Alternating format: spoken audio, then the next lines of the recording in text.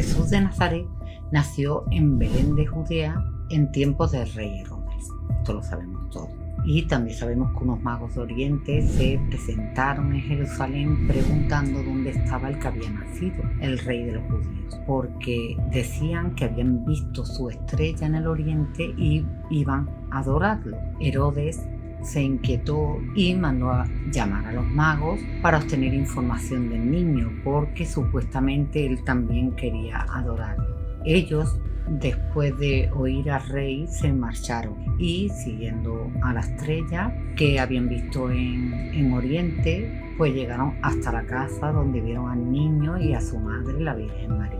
Se arrodillaron ante él y le dieron sus tesoros, que era oro, incienso y mirra. Luego regresaron a su país por otro camino, ya que en sueños le habían dicho que no volverían por donde estaba Herodes, que es muy interesante esta parte de la historia. En algún momento haré un vídeo hablando de los sueños y la importancia que tienen los sueños y los mensajes que se nos dicen, muchas veces nos transmiten a través de los sueños. Y así es como está escrito en el Evangelio de Mateo, aunque no se especifica de qué país de Oriente venían, ni cuántos eran en realidad, ni siquiera sus nombres, solo que por los regalos se puede dilucidar que eran unos magos muy pudientes. Y esto es algo que se añadió posterior, cuántos eran, sus nombres y de qué país venían. Pero esto no está reflejado en la Biblia.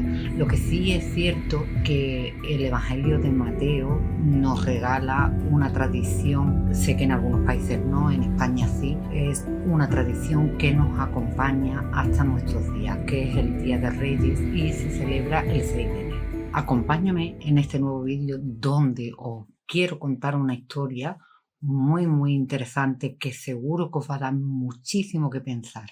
Así que os doy la bienvenida a mi canal, Huellas Infinitas, os doy las gracias de corazón por vuestra suscripción y os doy las gracias por vuestros comentarios. Empezamos. Como os decía, en el Evangelio de Mateo no se especifica cuántos magos eran. Y esto da pie para que un teólogo estadounidense llamado Henry Van Dyke escribiese un libro llamado The Other Wise Man, el otro hombre mago. Cuenta la historia este libro de Artaban, otro rey mago, que se había encaminado en busca del Mesías para entregarle 3 regalos. Pero en este caso no era oro, incienso y mirra, sino que se trataba de un diamante protector, un pedazo de jaspe y un fulgurante rubí.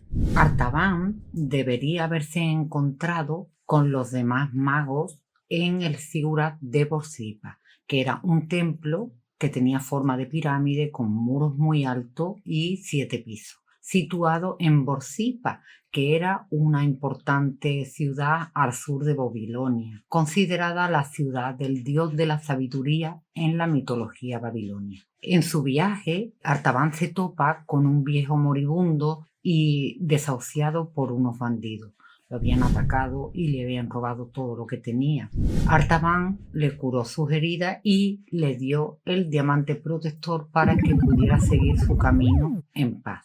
Como se había detenido, cuando llegó al templo de Borsippa no había nadie, no estaban los magos y prosiguió su camino. Cuando llegó a Judea, después de aquella interrupción que tuvo, tampoco encontró a los demás magos, ni siquiera encontró al Mesías. Lo que se encontró es que ya Herodes estaba degollando a todos los niños recién nacidos por el miedo que le producía la llegada al mundo del Redentor. Se topó de frente con un soldado que en una mano tenía a un recién nacido y en la otra una espada para matarlo. Le ofreció el fulgurante rubí, que era para el Hijo de Dios, era para el Mesías, a cambio de la vida de ese pequeño, que fue salvado, aunque aquello pues le costó su libertad, ya que Herodes mandó capturarlo, ya que los otros magos ya se habían marchado sin darle la información que él quería y estaba interfiriendo este otro mago en sus planes de matar a todos los recién nacidos de Judea. Por esta razón, Artaban se pasó 30 años en cautiverio. mientras le llegaban las noticias de todas las proezas que estaba haciendo Jesús de Nazaret, todas las promesas que iba predicando y todos los milagros que iba realizando. Cuando lo liberaron después de 30 años, Artaban se encaminó hacia el Gólgota, ya que habían anunciado la crucifixión de Jesucristo. Y aún así él quería, bajo la cruz, darle aquella adoración que tan largamente se había postergado. Cuando iba hacia el Gólgota, pasó por el mercado y vio cómo estaban vendiendo a una niña como esclava para saldar las deudas de su padre. Artaban no se lo pensó 2 veces y liberó a la pequeña, liquidando las deudas de su padre con el jaspe, que era la última ofrenda que ya le quedaba, y quería entregársela a Jesucristo, aunque fuera en la cruz, pero lo utilizó como pago para liberar a esta pequeña. Jesús de Nazaret irremediablemente muere en la cruz sin que Artaban llegara a tiempo a verlo con vida y sin las ofrendas, pues ya no le quedaban ninguna. Dice la historia que la tierra en esos momentos tembló y una piedra golpeó a Artaban en la cabeza dejándolo mareado. Una figura se le acercó y le dijo: cuando tuve hambre me diste de comer, cuando tuve sed me diste de beber, cuando estuve herido curaste mis heridas, cuando estuve desnudo tú me vestiste, cuando me hicieron prisionero tú me liberaste. Artaban se sentía desorientado porque aquella figura que estaba viendo era el Mesías. Entonces le preguntó: ¿cuándo hice yo todas estas cosas? Jesucristo lo miró seriamente y le contestó: lo que hiciste por tus hermanos, lo hiciste por mí. Y así termina este maravilloso libro que ha llegado al cine en varias ocasiones y en varios países, y que nos deja una reflexión muy importante. Como dije al principio del vídeo, nos hace que pensar a cada uno de nosotros, porque cada vez que ayudamos a otro ser humano, cada vez que ofrecemos lo que tenemos, cada vez que damos y echamos una mano a alguien más para levantar a esa persona que se ha caído, cada vez que das una sonrisa a la persona que se siente perdida o unas palabras de aliento a esa persona que sufre, cada vez que hacemos estas cosas, estamos dando nuestras ofrendas a Jesucristo, a nuestro Señor y Salvador.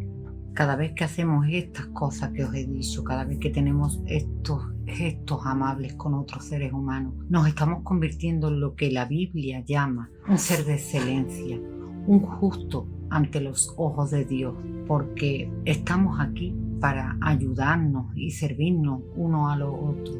Y siempre debes de pensar que cuando haces estas cosas, lo haces por el Mesías, por Jesús de Nazaret. Así que cada vez que tengas la oportunidad de ayudar o servir a alguien más, no lo dudes. No lo dudes ni un segundo y hazlo. Piensa que cuando haces estas cosas lo estás haciendo por nuestro Señor y Salvador, Jesús de Nazaret. Piensa que todos nosotros somos hijos de Dios y estamos aquí para echarnos una mano en lo que podamos, para aportar nuestro granito de arena, para dejar nuestra huella en este mundo. Y siempre piensa que en este vasto universo no hay nada insignificante. Aunque tú creas que tu aportación es pequeña y que no es capaz de cambiar el mundo, no te lo creas. No te lo creas, porque no es cierto. Porque cada vez que tú estás sirviendo a otros, estamos dejando en este mundo huellas infinitas.